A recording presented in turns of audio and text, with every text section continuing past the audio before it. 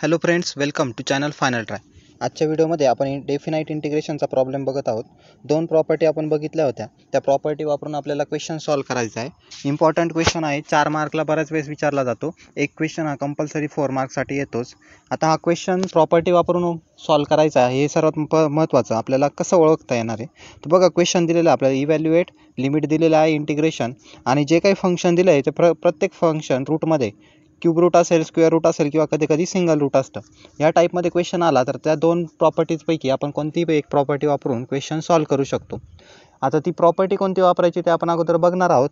पण त्याच्या अगोदर क्वेश्चन हा त्या प्रॉपर्टीने सॉल्व्ह करायचा आहे का नाही हे ओळखणं खूप महत्त्वाचं आहे. त्यासाठी आपली कन्सेप्ट म्हणजे अशी आहे की क्यूब रूट, फोर्थ रूट किंवा सिंगल रूटमध्ये कोणत्याही रूटमध्ये जर सगळ्या टर्म असतील तर आपण प्रॉपर्टी वापरून तो क्वेश्चन सॉल्व्ह करू शकतो.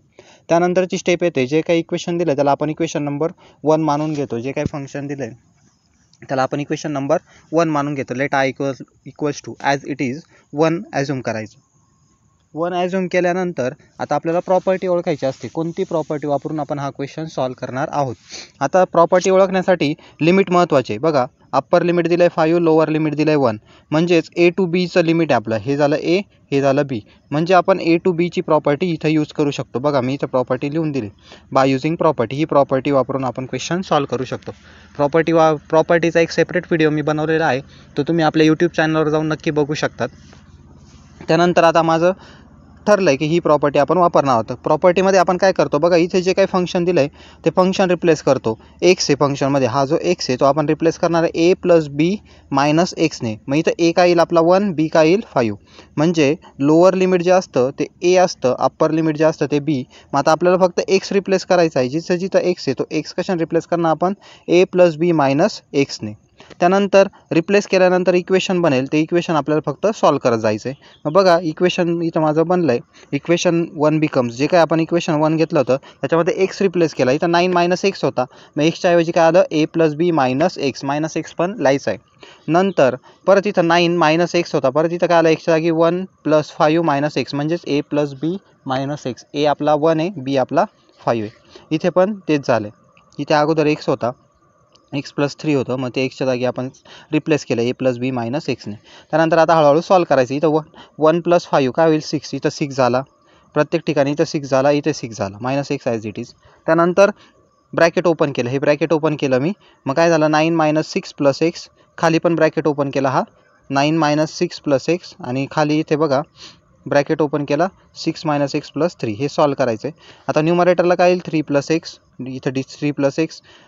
6 प्लस 3 हा 6 आहे, प्लस 3 काय होईल 9 होईल, आणि 6 प्लस 9 आपलं झालं आहे 9.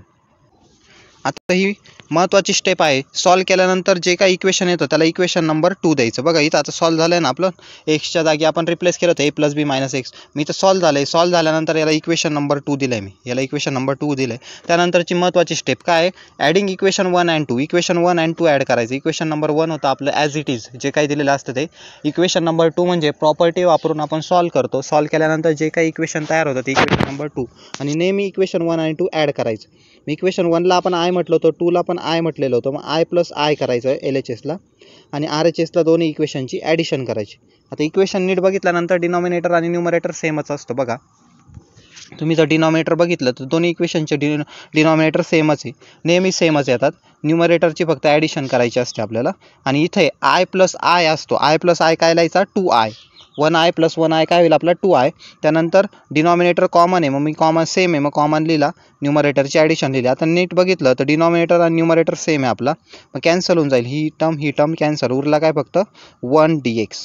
उरला काय 1, आणि हा dx. इंटिग्रेशन आता घ्यायचं आहे. नेम इक्वेशनमध्ये असंच येतं. या क्वेश्चनचा आन्सर आपण सॉल्व्ह करण्याच्या अगोदर पण ओळखू शकतो. कसं काय आन्सर येईल ते आपण शेवटला बघणार आहोत व्हिडिओच्या. त्यानंतर 1 dxचं आपल्याला इंटिग्रेशन घ्यायचं. 1 dxचं इंटिग्रेशन काय येतं आपलं एक्स, आणि आता लिमिट मी लिहिले राईट साईडला. इथं लिमिट आपण काय करतो, इंटिग्रेशन घेतल्यानंतर राईट साईडला. त्यानंतर आपला फॉर्म्युला काय, upper limit minus lower limit. हा फॉर्म्युला आपण आता सॉल्व्ह करणार आहोत. एक्सच्या जागी एकदा अप्पर लिमिट पुट केलं, अप्पर लिमिट काय आपलं 5, नंतर एक्सच्या जागी लोअर लिमिट पुट केलं 1, 5 मायनस 1 काय झाला 4, आणि हा 2 आहे, हा 2 काय झाला इकडे डिनॉमिनेटरला येईल एल एच एसकडून आर एच एस, 4/2 2 हे झालं आपलं फायनल आन्सर. अशा पद्धतीने आपण प्रॉपर्टी वापरून क्वेश्चन सॉल्व करू शकतो. आता हा क्वेश्चन सॉल्व करण्याच्या अगोदर म्हणजे सुरुवातीलाच आपण याचा आन्सर करेक्ट किंवा सॉल्व झाल्यानंतर आन्सर करेक्ट आहे की नाही हे कसं ओळखू शकतो, तर बघा याच्यासाठी एक फॉर्म्युला आहे. काय फॉर्म्युला आहे हा क्वेश्चनला, किंवा एक सेंटेन्स किंवा एक क्लू म्हणूया आपण आन्सर फाइंड करण्यासाठी. Upper limit minus lower limit, upper limit minus lower limit हे सॉल्व करायचं ना अपॉन 2 करायचा. काय, upper limit minus lower limit upon 2. आता जर ह्या क्वेश्चनमध्ये आपण ही ट्रिक वापरली तर काय होईल बघा. अप्पर लिमिट आहे आपलं 5 मायनस 1 अपॉन 2. याचा आन्सर काय येईल आपलं 4 अपॉन 2. फायनल आन्सर आपलं काय आलेलं आहे 2 आलेलं आहे. बघा फायनल आन्सर आपलं काय आलेलं आहे 2 आलेलं आहे. अशा पद्धतीने आपण क्वेश्चन सॉल्व करण्याच्या अगोदर किंवा क्वेश्चन सॉल्व झाल्यानंतर आपला आन्सर करेक्ट आहे की नाही अशा पद्धतीने आपण चेक पण करू शकतो. अतिशय सोपा प्रॉब्लेम आहे. Thank you friends for watching video.